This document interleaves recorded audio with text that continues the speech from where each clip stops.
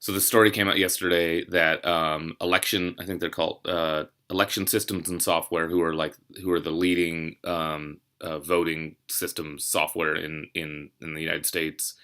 They admitted in a letter to a congressman that that between 2001 and 2006 they had remote access software installed on their systems.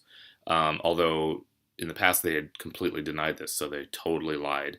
They had PC Anywhere installed, and PC Anywhere is used. It's totally innocuous. It's used by system administrators all over the world to like update people's software and do troubleshooting and all that kind of stuff, which is totally fine.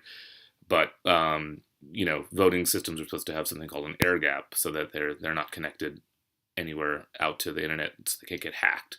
And obviously, this is one of the major things you hear in the news all the time with Russians and hacking and election security and all that stuff.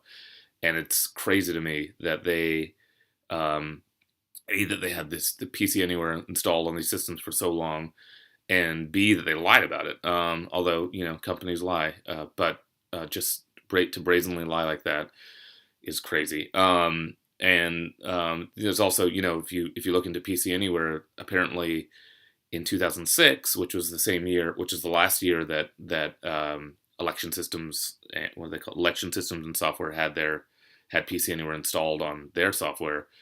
PC Anywhere itself had gotten hacked, and someone stole their source code, which didn't get revealed for 6 years. So another 6 years. So someone had access to PC Anywhere source code for 6 years without anybody knowing about it, or anyone, maybe Symantec knew about it. I don't know.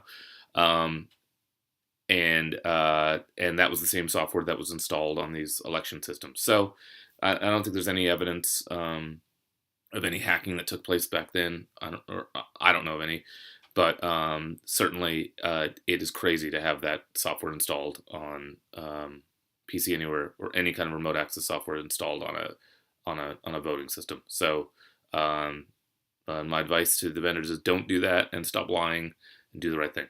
Security fail.